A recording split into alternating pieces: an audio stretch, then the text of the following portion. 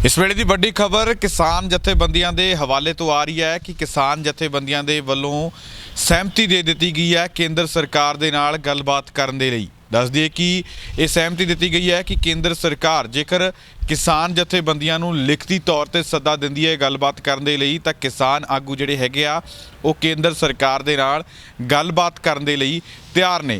पिछली 8 तरीक तो जी आप दसंबर 8 की जेकर गल करिए आखिरी मीटिंग हुई सी अमित शाह दे नाल, उस तो बाद हाले तक कोई मीटिंग भी जी हैगी है ਉਹ किसान ਅਤੇ केंद्र सरकार ਦੇ ਵਿਚਕਾਰ नहीं हो पाई है। गलबात ਜਿਹੜੀ ਬੰਦ ਪਈ है केंद्र सरकार ਅਤੇ किसान ਜਥੇਬੰਦੀਆਂ ਦੀ ਆਪਸ ਦੇ ਵਿੱਚ।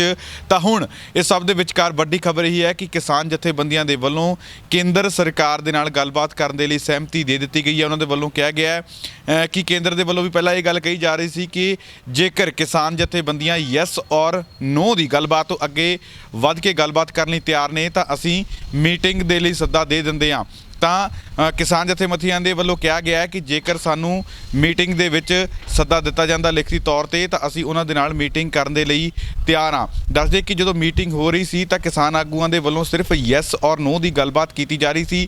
ਕਿਸਾਨ ਜਥੇਬੰਦੀਆਂ ਦੇ ਵੱਲੋਂ ਕਿਹਾ ਜਾ ਰਿਹਾ ਸੀ कि सानू सिर्फ 2 टुक जवाब चाहिए कि तुसी कानून रद्द करोगे या नहीं। जेकर कानून रद्द करोगे तो ठीक है, जेकर नहीं तो फिर साडा मीटिंग दे विच सानू बुला के जिहड़ी हैगी है टाइम वेस्ट करन दा कोई फायदा नहीं है। तो 8 तरीक नूं आखिरी मीटिंग हुई सी अमित शाह दे नाल। ਤਾਂ ਹੁਣ ਉਸ ਤੋਂ ਬਾਅਦ ਹਾਲੇ ਤੱਕ ਇਹ ਗੱਲਬਾਤ ਬੰਦ ਪਈ ਹੈ। ਮਾਮਲਾ ਸੁਪਰੀਮ ਕੋਰਟ ਦੇ ਵਿੱਚ ਵੀ ਪਹੁੰਚ ਗਿਆ ਸੀ। ਸੁਪਰੀਮ ਕੋਰਟ ਦੇ ਵਿੱਚ ਕੁਝ ਪਟੀਸ਼ਨਾਂ ਪਾਈਆਂ ਗਈਆਂ ਸੀ। ਕੁਝ ਪਟੀਸ਼ਨਾਂ ਜਿਹੜੀਆਂ ਹੈਗੀਆਂ ਸੀ ਉਹ ਕਿਸਾਨ ਅੰਦੋਲਨ ਦੇ ਹੱਕ ਦੇ ਵਿੱਚ ਸੀ ਤੇ ਕੁਝ ਪਟੀਸ਼ਨਾਂ ਕਿਸਾਨ ਅੰਦੋਲਨ ਦੇ ਵਿਰੋਧ ਦੇ ਵਿੱਚ ਸੀ। ਤਾਂ ਉੱਥੇ ਸੁਣਵਾਈ ਹੋਈ।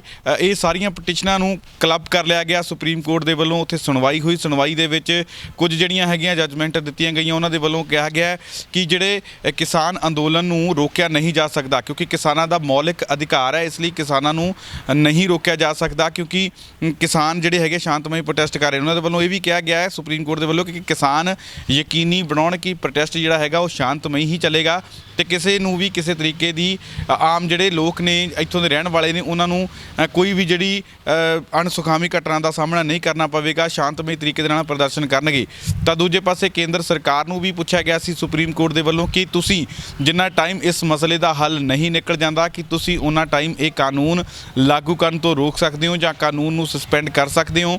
ਤਾਂ ਹਾਲੇ ਉਸ ਮਾਮਲੇ ਦੇ ਵਿੱਚ ਕੇਂਦਰ ਸਰਕਾਰ ਦੇ ਵੱਲੋਂ ਜਿਹੜਾ ਜਵਾਬ ਦੇਣਾ ਉਹ ਬਾਕੀ ਹੈ। ਸੁਪਰੀਮ ਕੋਰਟ ਦੇ ਵਿੱਚ ਹਾਲੇ ਛੁੱਟੀਆਂ ਚੱਲ ਰਹੀਆਂ ਨੇ ਤਾਂ ਹੁਣ ਦੇਖਣ ਵਾਲੀ ਗੱਲ ਇਹ ਹੋਵੇਗੀ ਕਿ ਜਿਹੜੀ ਗੱਲਬਾਤ ਹੁੰਦੀ ਹੈ ਕਿਉਂਕਿ ਸੁਪਰੀਮ ਕੋਰਟ ਦੇ ਵਿੱਚ ਮਾਮਲਾ ਪਹੁੰਚ ਗਿਆ ਤੇ ਜਿਹੜੇ ਕਿਸਾਨ ਆਗੂ ਨੇ ਉਹ ਇਸ ਗੱਲ ਦਾ ਵੇਟ ਕਰਦੇ ਨੇ ਕਿ ਸੁਪਰੀਮ ਕੋਰਟ ਦੇ ਵਿੱਚ ਜਿਹੜਾ ਮਾਮਲਾ ਚੱਲ ਰਿਹਾ ਉਹਦੇ ਉਸ ਨਾਲ ਸੰਬੰਧਿਤ ਜਿਹੜਾ ਹੈਗਾ ਉਹ ਫੈਸਲਾ ਆ ਜਾਵੇ ਜਾਂ ਫਿਰ ਉਸ ਤੋਂ ਪਹਿਲਾਂ ਜੇਕਰ ਜਿਹੜੇ ਹੈਗੇ ਆ ਕੇਂਦਰ ਸਰਕਾਰ ਗੱਲਬਾਤ ਦਾ ਸੱਦਾ ਕਿਸਾਨਾਂ ਨੂੰ ਭੇਜਦੀ ਆ ਤਾਂ ਉਹਦੇ ਵਿੱਚ ਸਹਿਮਤੀ ਤਾਂ ਦੇ ਦਿੱਤੀ ਹੈ ਕਿ ਸੁਪਰੀਮ ਕੋਰਟ ਤੋਂ ਜਿਹੜਾ ਹੈਗਾ ਸੁਪਰੀਮ ਕੋਰਟ ਤੋਂ ਸੁਣਵਾਈ ਆਉਣ ਤੋਂ ਪਹਿਲਾਂ ਜਿਹੜੀ ਕਿਸਾਨ ਆਗੂ ਮੀਟਿੰਗ ਕਰਦੇ ਨੇ ਜਾਂ ਨਹੀਂ ਜਾਂ ਕੇਂਦਰ ਜਿਹੜਾ ਹੈਗਾ ਉਸ ਤੋਂ ਪਹਿਲਾਂ ਮੀਟਿੰਗ ਕਰਨ ਦੇ ਲਈ ਸੱਦਾ ਦਿੰਦਾ ਕਿ ਨਹੀਂ। ਅੱਜ ਹਰਜੀਤ ਗਰੇਵਾਲ ਜਿਹੜੇ ਸੀਨੀਅਰ ਆਗੂ ਨੇ ਭਾਜਪਾ ਦੇ ਉਹਨਾਂ ਦੇ ਵੱਲੋਂ ਵੀ ਇਹ ਬਿਆਨ ਦਿੱਤਾ ਗਿਆ ਸੀ ਕਿ ਜੇਕਰ ਕਿਸਾਨ ਸੁਪਰੀਮ ਕੋਰਟ ਦੇ ਵਿੱਚ ਜਾਂਦੇ ਨੇ ਤਾਂ ਕਿਸਾਨਾਂ ਨੂੰ ਹੀ ਨੁਕਸਾਨ ਹੈ ਕਿਉਂਕਿ ਉਹਨਾਂ ਦੇ ਵੱਲੋਂ ਕਿਹਾ ਗਿਆ ਸੀ ਕਿ ਜਿਹੜਾ ਪਰਾਲੀ ਵਾਲਾ ਜਿਹੜਾ ਕਾਨੂੰਨ ਹੈਗਾ ਜੇਕਰ ਪਰਾਲੀ ਨੂੰ ਅੱਗ ਲਾਈ ਜਾਂਦੀ ਆ ਤਾਂ ਕਾਨੂੰਨ ਜਿਹੜੇ ਇਹ ਵੀ ਹੈ ਕਿ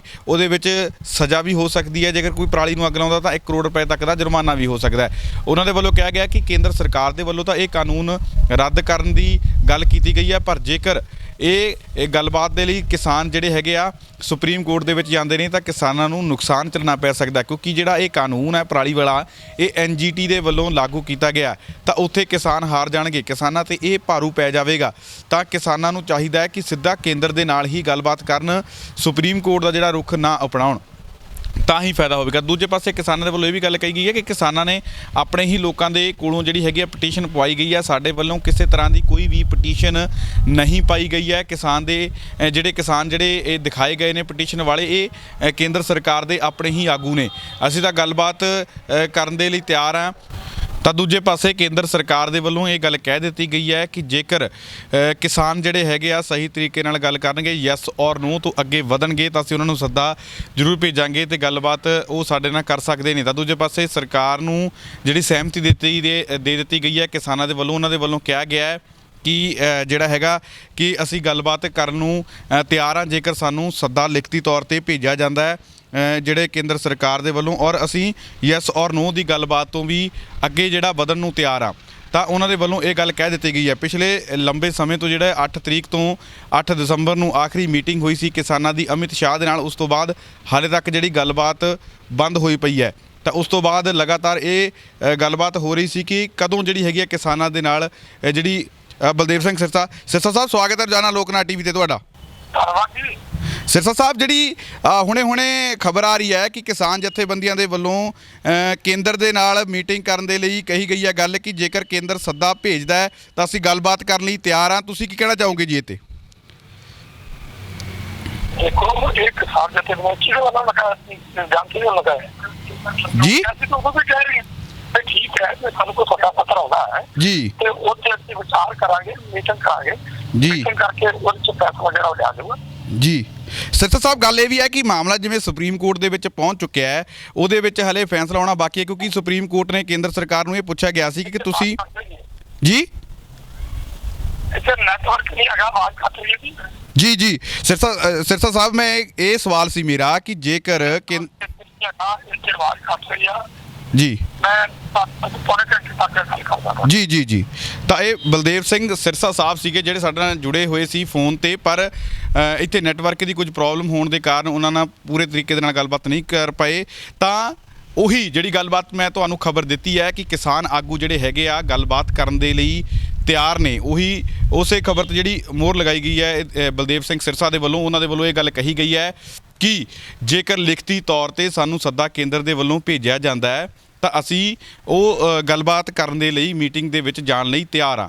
ਤਾਂ ਹੁਣ ਇੱਥੇ ਇਹ ਦੇਖਣ ਵਾਲੀ ਗੱਲ ਹੈ ਕਿ ਜੇਕਰ ਇਹ ਮੀਟਿੰਗ ਦੇ ਲਈ ਸੱਦਾ ਆਉਂਦਾ ਹੈ ਤਾਂ ਕਿ ਜਿਹੜੀ ਸੁਪਰੀਮ ਕੋਰਟ ਦਾ ਫੈਸਲਾ ਆਉਣਾ ਉਹਦੀ ਵੇਟ ਕੀਤੀ ਜਾਂਦੀ ਹੈ ਜਾਂ ਫਿਰ ਉਸ ਤੋਂ ਪਹਿਲਾਂ ਵੀ ਜੇਕਰ ਸੱਦਾ ਆਉਂਦਾ ਤਾਂ ਉਹਦੇ ਵਿੱਚ ਮੀਟਿੰਗ ਕਿਸਾਨਾਂ ਦੇ ਵੱਲੋਂ ਕੀਤੀ ਜਾਂਦੀ ਹੈ। ਕੈਮਰਾਮੈਨ ਗੁਰਦੀਪ ਦੇ ਨਾਲ ਸੁਖਵਿੰਦਰ ਸਿੱਧੂ, ਰੋਜ਼ਾਨਾ ਲੋਕਨਾਥ ਟੀਵੀ, ਦਿੱਲੀ। ਦੇ ਨਾਲ ਸਾਂਝਾ ਕਰਕੇ ਮੈਂ ਬੱਚੇ ਬੁਲਾਉਣੀ ਹੈ। ਧੰਨਵਾਦ ਹੈ ਗੁਜਰ ਕੌਰ ਜੀ, ਬੈਠੇ ਨੇ ਆਨੰਦਪੁਰ ਸਾਹਿਬ ਦੇ ਵਿਹੜੇ ਵਿੱਚ ਆਂਗਣ ਵਿੱਚ ਤੇ ਮਾਤਾ ਜੀ ਦੀ ਗੋਦ ਦੇ ਵਿੱਚ ਚਾਰੇ ਸਾਹਿਬਜ਼ਾਦੇ ਖੇਡ ਰਹੇ ਆ। ਧਿਆਨ ਦੇਣਾ ਬੜੇ ਪਿਆਰ ਨਾਲ। ਜਦੋਂ ਚਾਰੇ ਸਾਹਿਬਜ਼ਾਦੇ ਖੇਡ ਰਹੇ ਸੀ ਤੇ ਗੁਰੂ ਗੋਬਿੰਦ ਸਿੰਘ ਸੱਚੇ ਪਾਤਸ਼ਾਹ ਜੀ ਦੂਰ ਬੈਠੇ ਤੱਕ ਰਹੇ ਨੇ ਕਿ ਮਾਤਾ ਗੁਜਰ ਕੌਰ ਜੀ ਅੱਜ ਬਹੁਤ ਖੁਸ਼ ਨੇ, ਉਹਨਾਂ ਦਾ ਮੱਥਾ ਮਸਤਕ ਚਮਕ ਰਿਹਾ ਖਿੜਿਆ ਹੋਇਆ।